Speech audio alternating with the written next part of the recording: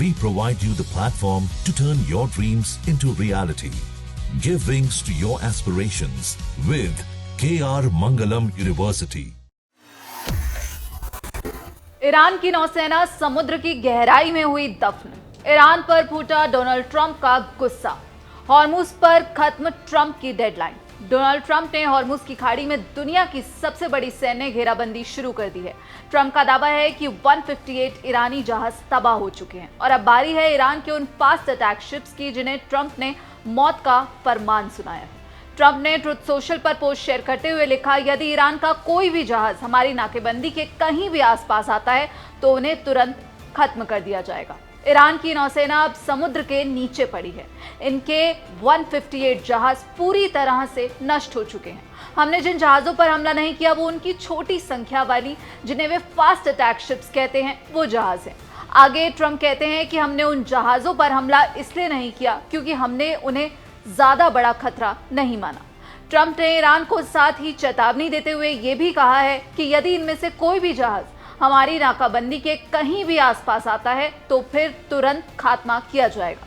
ठीक उसी तरह से जिस तरह का इस्तेमाल हम समुद्र में नावों पर नशीले पदार्थों का व्यापार करने वालों के खिलाफ करते हैं। ट्रंप ने आगे बताया, ये बहुत तेज और बेरहम तरीका है। समुद्र के रास्ते यूएस में आने वाले 98.2% नशीले पदार्थों की आमद अब पूरी तरह से रुक गई है। ट्रंप ने यहाँ एक बहुत ही सख्त शब्द का इस्तेमाल किया है, क्विक एंड ब्रूटल। उन्होंने कहा कि ईरान के जहाजों को ठीक वैसे ही खत्म करेंगे जैसे समुद्र में ड्रग तस्करों की नावों को उड़ाया जाता है।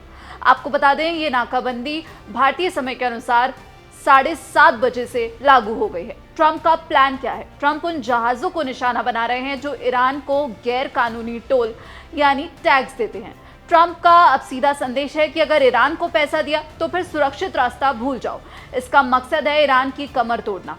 लेकिन इस तनाव के बीच भारत के लिए एक बड़ी खबर आई। भारत में ईरान के राजदूत ने यह भरोसा दिलाया कि भारतीय जहाजों से कोई टोल नहीं लिया गया और ईरान भारतीय जहाजों को सुरक्षित रास्ता देने की गारंटी देता है। यानी भारत की सप्लाई लाइन फिलहाल सुरक्षित है। वहीं दूसरी तरफ इजराइल के प्रधानमंत्री बेंजामिन नेतन्याहू ने ट्रंप के इस कदम का खुलकर समर्थन किया। उन्होंने कहा कि ईरान ने पाकिस्तान में हुई शांति वार्ता के नियमों को तोड़ा है, इसलिए ये सजा जरूरी है। लेकिन पुतिन इससे नाराज है। रूस ने चेतावनी दी है कि इस नाकाबंदी से ग्लोबल मार्केट तबाह हो जाएगा। ईरान भी शांत नहीं बैठा। ईरान ने दो टूक चेतावनी दी है और कहा है कि अगर उसके बंदरगाहों की सुरक्षा को खतरा होता है तो फिर खाड़ी क्षेत्र का कोई भी बंदरगाह सुरक्षित नहीं रहेगा। ईरान का कहना है कि वो दुश्मन के जहाजों को हॉर्मुज से किसी कीमत पर गुजरने नहीं देगा। तो हॉर्मुज की ये जंग अब सिर्फ अमेरिका ईरान की नहीं रही, बल्कि अब ग्लोबल इकोनॉमी के लिए एक बड़ा खतरा बनकर उभर रही है। क्या ट्रंप की ये बेरहम नीति ईरान को घुटनों पर लाएगी या फिर मिडिल ईस्ट में अब एक ऐसा युद्ध छिड़ने जा रहा है जिसे रोकना नामुमकिन होगा?